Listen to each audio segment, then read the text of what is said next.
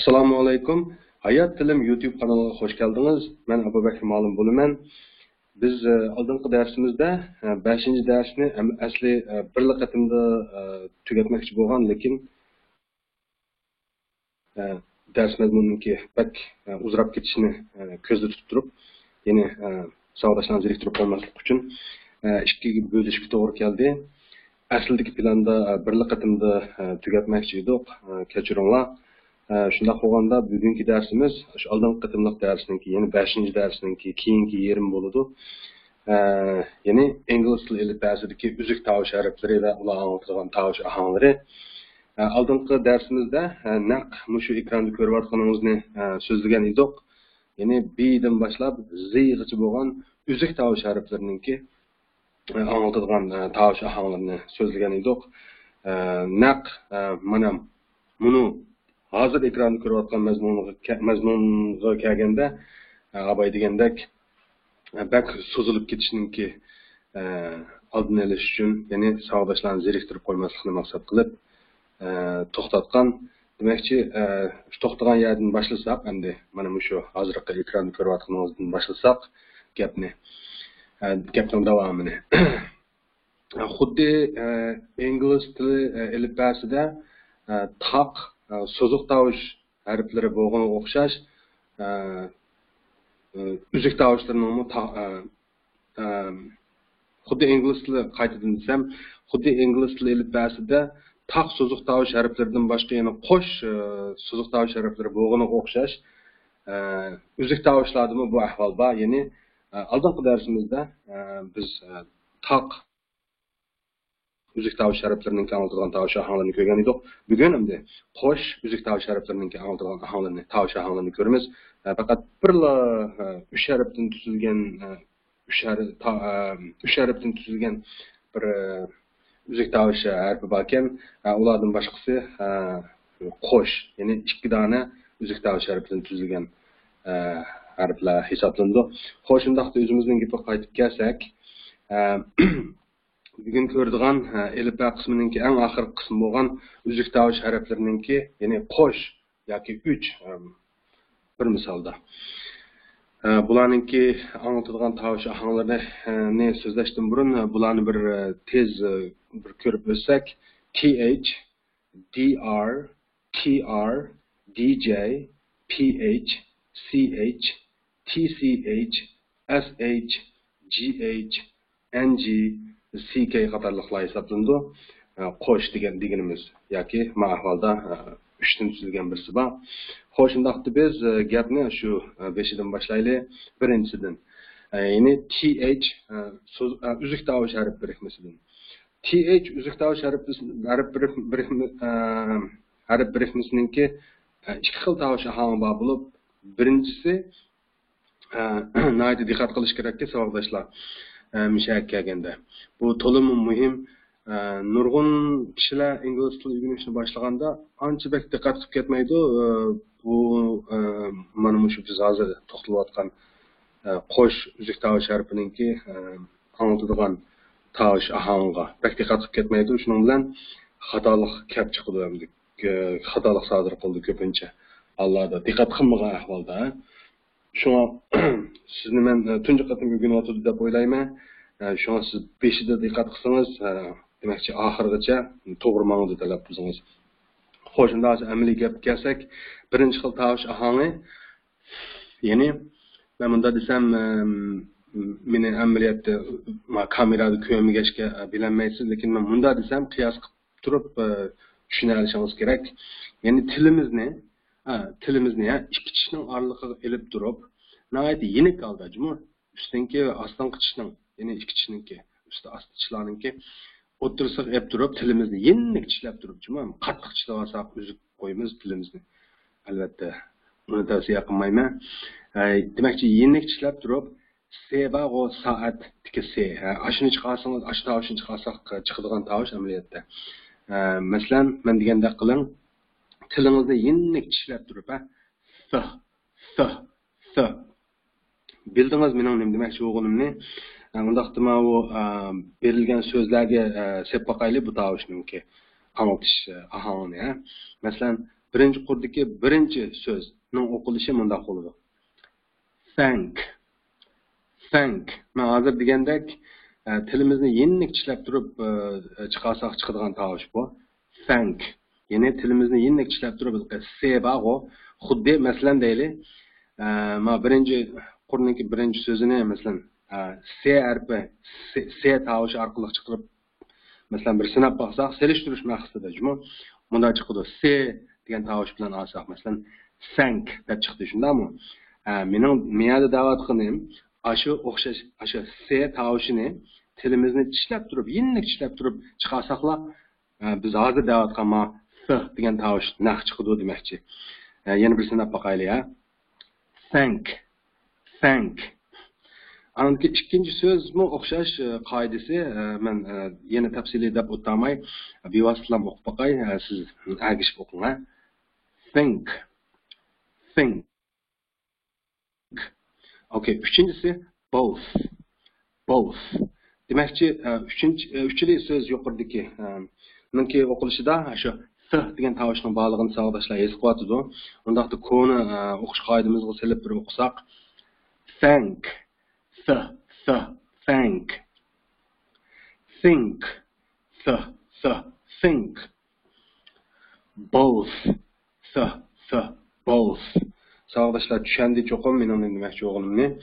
Endi bu th harf birikmasininki ikkinchi xil tovush aholi nima deganda, xuddi abaya tilimizni tishlab turib se tovushini chiqarganga o'xshash. Bu qatim endi men ikkinchi ahvolda, ikkinchi tovush ahvolida tilimizni tishlab turib zeba va zanjirdagi ze, ashu ze tovushini chiqarishga bir urinib ko'raylik. Masalan, the. Xuddi ashu ze degan tovushni tilimni tishlab, yenlik tishlab turib chiqaryapman deb o'ylang. The. Okay? Endi amaliy o'qisak mana shu misolni. Masalan, birinchisi that. Yana bir qatim that. Ikkinchi so'z there. Yana bir qatim there. Uchinchi so'z this. Endi o'qish qoidamizga solsak that. That. There. There. This. This. Okay? Xo'sh, biz keyingi qo'sh harf birikmasiga, ya'ni uzuk tovush harf birikmasiga o'taylik. DR ninki talaffuz qilinishi mundaq desam tushunishli bo'lishi mumkin. Masalan, j ba'g'o j deydigan bir tovush bor. Mushu j degan tovushni re ba'g'o re'ga demakchi yenlik holda masalan qirib yoki surib akasak yoki yenlik holda r'ga chasak chiqadigan tovush bor millat. Qarang, men bu tovushni chiqarishga tirishib baqay, siz bir qiyos qilib beqing. J. Tushundingizmi demakchi o'g'limni? Amaliy misollar bilan o'qib baqsak, masalan, birinchi so'zni draw deb o'qiymiz. Ikkinchi so'zni drink deb o'qiymiz. Uchinchi so'zni dry deb o'qiymiz. Demakchi, har uchli so'zda j degan bir tovushninki chiqayotganligini savodoshlar his qilyapti. DR uzuk tovush harf birikmasininki anlatadigan tovush aholi naqmi shu. Unda olsa, haliqi kon o'qish qoidamizga bosib o'tsak, draw, draw, drink, drink, dry, dry. Okay. Keyingi uzuk tovush birikmamiz ya'ni TR uzuk tovush harf birikmasininki o'qilish aholi shu abayqi DR ga sal-pal o'xshab ketadi, lekin albatta o'zi emas-ku. Buni qanday chiqaramiz deganda ch degan tovush bor, ch. Shu ch degan tovushni shu abayqi masalan j ni r ga urayotganda qirib, masalan j deb chiqargan o'xshash ma'noda endi ch ni r ga qirib chiqarsak chiqadi, masalan ch deb. Masalan, men amaliy so'zni o'qisam texnik aniq bo'lishi mumkin. Birinchi so'zni qanday o'qiymiz? Tree deb o'qiymiz. Tree. İkinci sözünü try deb o'qiymiz. Try. Üçüncü sözünü true deb o'qiymiz. Demakchi, uchli so'zda ning kaynida bir r deydigan bir tovushning qirilib chiqayotganligini his qilyapmiz, sadoqdoshlar. Undan so'ng konu qoida o'qish qoidasiga solib bir o'qay, men agish o'qing, ha. Tree, tree, try, try, true, true. Okay, keyingi uzuk tovush harf birikmamiz DJ bo'lib, buningki anlatadigan tovush ahangi j biznikiligi jimjitdagi j degan tovush bor, o naqash shu. Masalan, amaliy misollar bilan so'zlasak, adjust degan so'zda DJ uzuk tovush harf birikmasininki j degan tovushni anglatayotganini his qilyapmiz, sadoqdoshlar. Anamki ikkinchi so'z adjective, adjective. Buni adjective mu deb o'qiydi, lekin ko'pincha adjective deb o'qiydi. So'z turkumi jihatdan sifat bor, o so'z turkumi orasida bir sifat deydigan bir so'z turkumi bor. Demakchi, ingliz tilida sifatni o'sha adjective deydi. Xo'sh, undaqda konu o'qish qoidamizga solsak, adjust, j, adjust. Adjective, j, adjective. Okay? Keyingi uzuk tovush harf birikmamiz ph harf birikmasi bo'lib, buning o'qilishi bizdagi Uyg'ur tilidagi fontandagi f degan tovush shu. ph harf birikmasining, ha. Masalan, amaliy misol bilan aytsak, pharmacy, pharmacy. Yana bir so'z physics, physics. Okay? Keyingi uzuk tovush harf birikmamiz ch uzuk tovush harf birikmasi bo'lib, buning anglatadigan tovush ahangi ch bizdagi chinadagi ch degan tovush shu, ch tovushi. Masalan, change, change, teach, teach. Okay? Bundan keyingisi buna az uchraydigan bir uzuk tovush harf birikmasi, ya'ni 3 dona uzuk tovushdan tuzilgan bir uzuk tovush harf birikmasi. Buni abayqa ch o'xshash ch degan tovushni oladi. Mana o'xshash demakchi. Ch o'xshash holda ch degan tovushni oladi. Men berilgan misollar bilan bir so'zlab o'tsak, masalan, birinchi so'z haj deb o'qiladi, ikkinchi so'z match deb o'qiladi, uchinchi so'z stitch deb o'qiladi. Xuddi o'zingiz bayqaganga o'xshash uchli so'zda ch degan tovush ahangini oladi. Undan so'ng konu o'qish qoidamizga solsak, haj, haj, match, match, stitch, stitch. Okay. Keyingisi sh uzuk tovush harf birikmasi bo'lib, bu sh ningki anglatadigan tovush ahangi bizdagi she bor, masalan, shunga degi yoki sham degi she tovushi naqash shu. Masalan, amaliy misollar bilan so'zlasak, shade, shade, hush, hush, push, push. Bunda qarasangizmi, hush degan qo'shimcha bir gap. Hush bilan pushninki qag'ayri o'xshash, faqat birinchi harf o'xshamayapti. Ya'ni hushning birinchi harfi h, pushning birinchi harfi p. Demakchi, faqat uzuk tovushi boshlangan uzuk tovush o'xshamayapti. Keyindagi qismi o'xshash, lekin hushda u harfi a o'qiladi, pushda u harfi u o'qiladi. Demakchi, o'g'lim bir diqqat qiladigan narsa shu hush degan so'zningki so'zda u harfininki a o'qiladiganligi, pushda u harfininki u o'qiladiganligini endi qoidaga tog'ilinmaydigan bir ikki misol olib qoldim mana. Demakchi, o'g'lim ush kasla orqadagi 3 harfni demakchi har ikkili so'zdagi ush yoki ash deb o'qiydi ekanmiz deb kesib aytib o'tishga bo'lmaydi. Ya'ni ba'zida demakchi bir cho'ng qoidaga agashgani bilan bu harflarningki tovush chiqarish ahang mana qoidasi cho'ng qoidaga agashgan bilan amaliyotda ba'zi hollarda yana ayrim ahvollar bor degan gap. Ayrim alohida ahvollar bor degan gap. Shunga kesib aytib bo'lmaydi. Mundaq kelsa mundaq o'qiladi deb. Buning mutlaq nimasi, qoidasi mutlaq emas demak shu.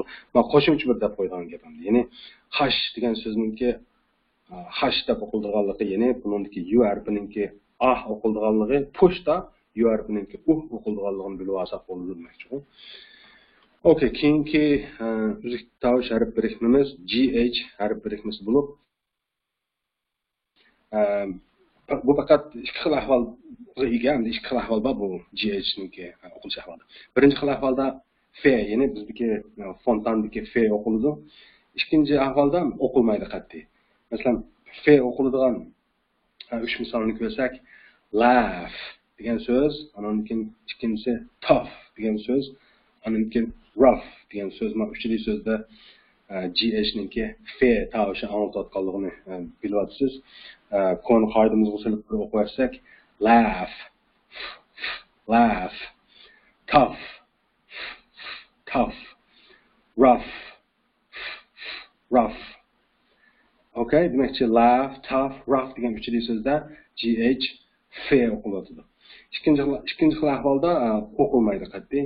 Masalan, uchinchi so'zda o'qilmaydi GH qismi.